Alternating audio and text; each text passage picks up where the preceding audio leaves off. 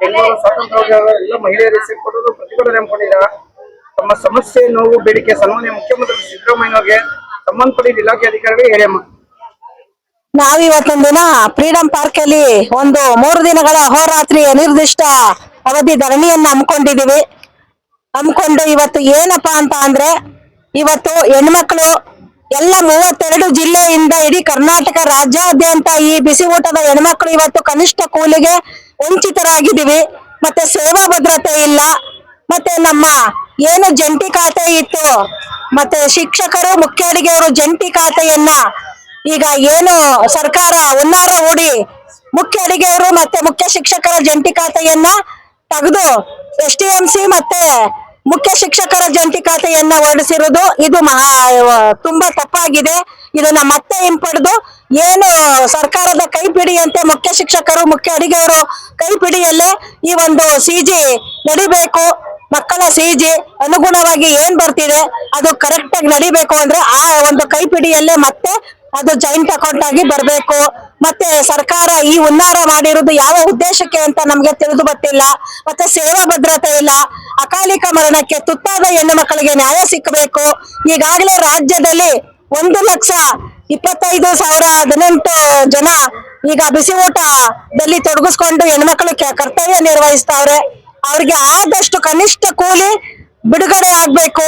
ಮತ್ತೆ ಅವ್ರಿಗೆ ಇಡಗಂಟೆ ಯೋಜನೆ 25 ವರ್ಷಕ್ಕೆ SM ಕೃಷ್ಣ ಅವರು ಮುಖ್ಯಮಂತ್ರಿ ಆಗಿದಂತ ಸಂದರ್ಭದಲ್ಲಿ ಬಂದಂತ ಈ ಯೋಜನೆ, ಉಪಹಾರ ಯೋಜನೆ, ಇವತ್ತು ಮಕ್ಕಳ ಹಾಜರಾತಿ ಆಗ್ಬೇಕಾದ್ರೆ ಸರ್ಕಾರಿ ಶಾಲೆಗಳಲ್ಲಿ ಈ ಮಧ್ಯಾಹ್ನದ ಉಪಹಾರ ಯೋಜನೆ ಬಂದಾದ್ಮೇಲೆ ಮಕ್ಕಳ ಹಾಜರಾತಿ ಆಯ್ತು. ಇವತ್ತೊಂದ್ ದಿನ ಅದನ್ನು ಕೂಡ ಕಿತ್ಕೊಂಡು ನಮ್ಮನ್ನ ಮನೆಗೆ ಕಳಿಸುವಂತ ಹುನ್ನಾರವನ್ನ ಸರ್ಕಾರ ಮಾಡ್ತಾ ಇದೆ. KPS ಅನ್ನ ತೆರೆದು ಮ್ಯಾಗ್ನೆಟ್ ಶಾಲೆಗಳನ್ನ ತೆರೆದು ಇವತ್ತು ಇಡೀ ಕರ್ನಾಟಕ ರಾಜ್ಯದಲ್ಲಿ 40,000 KPS ಅನ್ನ ತೆರೆದು ಸರ್ಕಾರಿ ಶಾಲೆಗಳನ್ನ 85 ಮಕ್ಕಳು ಇರುವಂತ ಶಾಲೆಗಳು ಕೂಡ ಮರ್ಜಾಗ್ಬೇಕು ಅನ್ನುವಂತ ಹುನ್ನಾರವನ್ನ ಹೂಡಿ ಇವತ್ತು ನಮ್ಮ ಮಕ್ಕಳ ತಾಯಂದಿರ ಕೆಲಸವನ್ನ ಕಿತ್ಕೋಕೆ ಹುನ್ನಾರ ಹೂಡಿದೆ. ಮತ್ತೆ ಇದನ್ನ ಹಿಂಪಡಿಬೇಕು. ಈ ಒಂದು ಸುತ್ತೋಲೆಯನ್ನ ಕನಿಷ್ಠ ಕೂಲಿ ಜಾರಿ ಆಗ್ಬೇಕು. ಮತ್ತೆ ನಮಗೆ ಸೇವಾ ಭದ್ರತೆ ಬೇಕು. ಮತ್ತೆ ನಮಗೇನು ಇಡಗಂಟು ಅದನ್ನ ಆದಷ್ಟು ಒಂದು ನಮ್ಮ ರಾಜ್ಯ ಕಮಿಟಿ ಏನಿದೆ, ರಾಷ್ಟ್ರೀಯ ಕಮಿಟಿ ಏನಿದೆ, ನಮ್ಮ ಬ್ಯಾಲೆನ್ಸರ್ ಆಗ್ಬೋದು, ನಮ್ಮ ರಾಜ್ಯ ಅಧ್ಯಕ್ಷರಾಗ್ಬೋದು, ಕರೆದು ಒಂದು ಮುಕ್ತ ಸಂದರ್ಶನವನ್ನ ನಡೆಸಿ ಅಲ್ಲಿವರೆಗೂ ನಾವು ಈ ಒಂದು ಧರಣಿಯನ್ನ ಹಿಂಪಡೆಯಲ್ಲ, ಕೈ ಬಿಡಲ್ಲ. ಅಲ್ಲಿವರೆಗೂ ನಾವು ಉಗ್ರವಾದ ಹೋರಾಟವನ್ನ ಮಾಡ್ಬೇಕು ಅಂತ ಹೇಳಿ ನಾವು ಇವತ್ತು ಇಲ್ಲಿ ಹಮ್ಮಿಕೊಂಡು ಕೂತಿದ್ದೀವಿ. ಈ ಹೋರಾಟ ಮುಂದುವರಿತೆ. ನಮ್ಗೆ ಸರಿಯಾದ ನಿಟ್ಟಲ್ಲಿ ನ್ಯಾಯ ಸಿಗೋವರೆಗೂ ನಾವು ಎಷ್ಟು ಜನ ಬಂದು ಇನ್ನು ನಾಳೆ ಎಲ್ಲ ನಾಳೆದೆಲ್ಲ ಸೇರ್ಕೋತಾವ್ರೆ. ಎಲ್ಲ ಹೆಣ್ಮಕ್ಳು ಅವರವರ ಊರುಗಳಿಂದ ಬುಟ್ಟಿ ಕಟ್ಕೊಂಡು ಎಲ್ರು ಈಗ ಸಾಯಂಕಾಲ ಎಲ್ರು ಕೂಡ ಬರ್ತಾವ್ರೆ. ನೀವು ಹೋರಾಟ ಉಗ್ರವಾಗಿ ನಡೆಯುತ್ತೆ. ಹಂಗಾಗಿ ನಮ್ಗೆ ಸರಿಯಾದ ನಿಟ್ಟಲ್ಲಿ ಮುಕ್ತ ಸಂದರ್ಶನ ನಮ್ಮ ನಾಯಕರಿದ್ದಾರೋ ರಾಜ್ಯ ಕಮಿಟಿ ಮತ್ತೆ ರಾಷ್ಟ್ರೀಯ ಕಮಿಟಿಯನ್ನ ಕರೆದು ಒಂದು ಮುಕ್ತ ಸಂದರ್ಶನವನ್ನ ಕೊಟ್ಟು ನಮಗೆ ಸರಿಯಾದ ಒಂದು ಸಂದೇಶದ ಜೊತೆಗೆ ಮಾತ್ರ ನಾವು ಈ ಹೋರಾಟವನ್ನ ಹಿಂಪಡಿತೀವಿ ಅಂತ ಹೇಳ್ತಾ, ಇವತ್ತು ನಾವು ಕನಿಷ್ಠ ಕೂಲಿಗಾಗಿ ವಂಚಿತರಾಗಿರದೆ ಅದು ಕರ್ನಾಟಕ ರಾಜ್ಯದಲ್ಲಿ ಬಿಸಿ ಊಟದ ಹೆಣ್ಮಗಳಿಗೆ ಆಗ್ತಿರುವ ಅನ್ಯಾಯ. ಆ ಮೋದಿ ಸಾಹೇಬ್ರು ಏನಾದ್ರೂ ಒಬ್ಬ ಹೆಣ್ಮಗಳು ಹೊಟ್ಟೆಯಲ್ಲಿ ಜನಿಸಿದ್ದೀನಿ ಅನ್ನೋ ಪರಿಜ್ಞಾನ ಏನಾದ್ರೂ ಇದ್ರೆ, ಬಿಸಿ ಊಟದ ಹೆಣ್ಮಗಳು ಇಷ್ಟು ವರ್ಷ ಅವರು ಪ್ರಧಾನಮಂತ್ರಿಯಾಗಿ ಆಳ್ವಿಕೆ ಮಾಡ್ತಾವ್ರೆ. ಒಂದು ದಿನ ಬಿಸಿ ಊಟದ ಹೆಣ್ಮಗಳ ಹೆಸರು ಕೂಡ ಅವರ ನಾಲ್ಗೆಯಲ್ಲಿ ಬರ್ಲಿಲ್ಲ.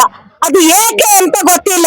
ಅದು ಉತ್ತರ ಕೊಟ್ಟುಬಿಟ್ರೆ ಮುಂದಿನ ಚುನಾವಣೆಯಲ್ಲಿ ನಾವು ಕೂಡ ಯಾವ ತರ ಬುದ್ಧಿ ಕಲಿಸ್ಬೇಕು ಅಂತ ಪಾಠ ಕಲಿಸಿದ್ದೀವಿ, ನಾವು ಕಲಿಸ್ತೇವೆ.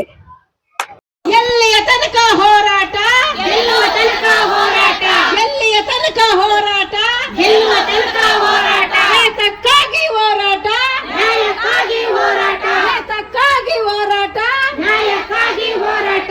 ESI ಯೋಜನೆ ಏಕೆ ಬೇಕು, ESI ಯೋಜನೆ ಏಕೆ ಬೇಕು. ಸರ್ಕಾರದ ಕೈಪಿಡಿಯಲ್ಲೇ ಸರ್ಕಾರಿ ಶಾಲೆಗಳು ನಡೆಯಲೇಬೇಕು, ನಡೆಯಲೇಬೇಕು, ನಡೆಯಲೇಬೇಕು. ಸರ್ಕಾರಿ ಕೈಪಿಡಿಯಲ್ಲೇ ಸರ್ಕಾರಿ ಶಾಲೆಗಳು ನಡೆಯಲೇಬೇಕು, ನಡೆಯಲೇಬೇಕು, ನಡೆಯಲೇಬೇಕು. ಖಾಸಗೀಕರಣ ಬೇಡವೇ ಬೇಡ, ಖಾಸಗೀಕರಣ ಬೇಡವೇ ಬೇಡ.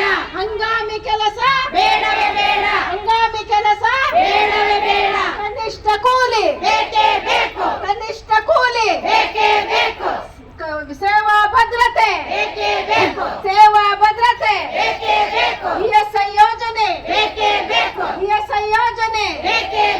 ಬೇಕು